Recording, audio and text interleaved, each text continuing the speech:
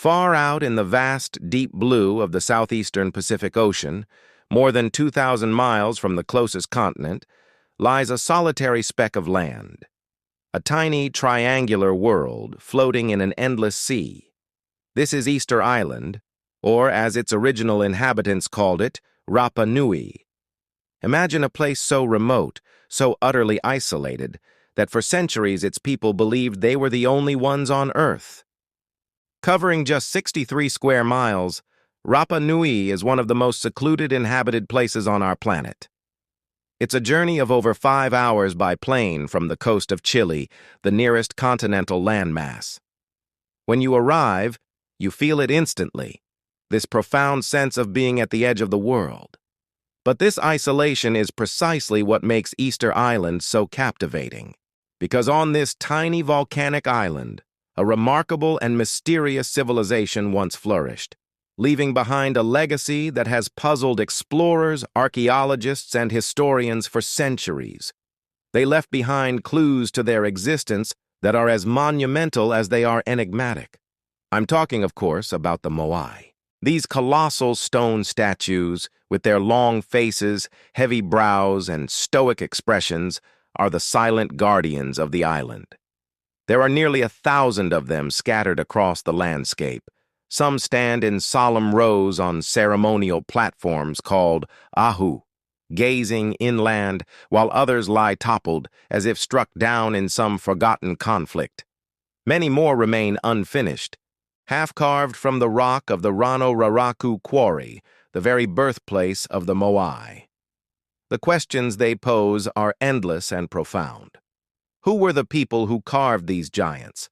How did they, with only primitive tools, manage to quarry and transport statues weighing up to 80 tons for miles across the island's rugged terrain? And most hauntingly, why did they do it? What compelled them to pour so much energy, resource, and faith into creating this army of stone ancestors? For a long time, the story of Rapa Nui was told as a cautionary tale, a story of ecological collapse and self-destruction.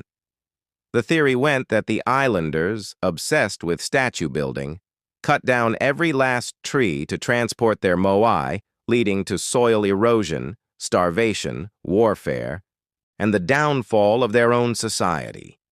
It was a powerful, dramatic narrative of a paradise lost through human folly, a lesson for all of humanity.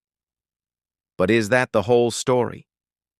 Recent discoveries and a closer look at the evidence are beginning to paint a very different picture, a more complex, nuanced, and frankly more incredible story of human ingenuity, resilience, and survival against all odds. What if the collapse wasn't as sudden or complete as we thought?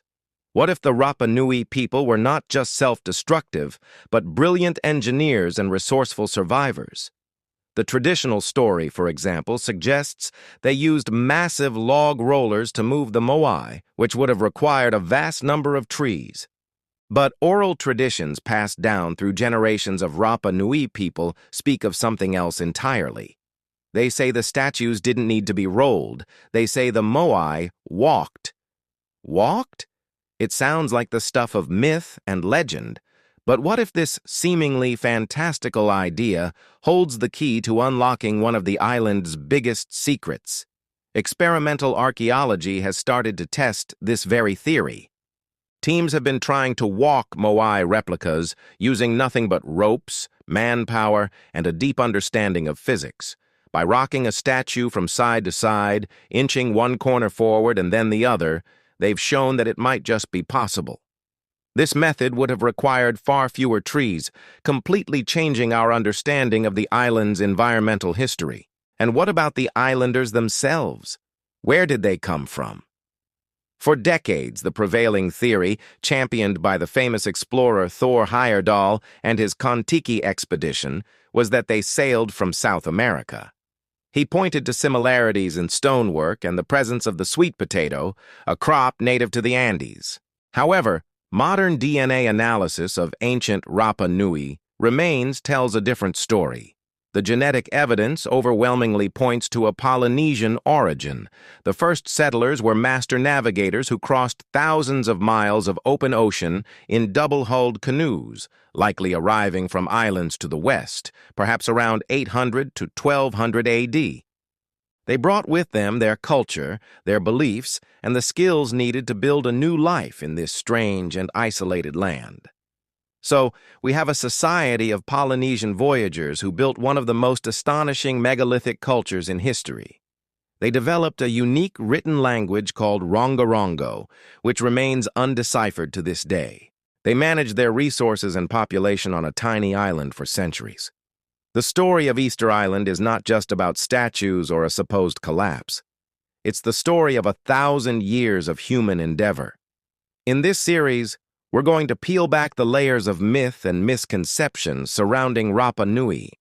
We'll explore the Rano Raraku Quarry, where the stone giants were born.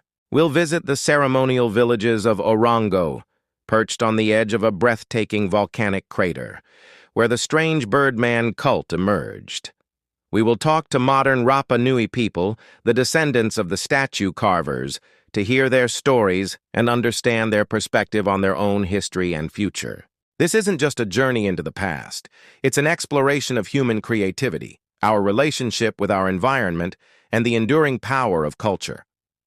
The mystery of Easter Island is not a simple one, and it doesn't have easy answers.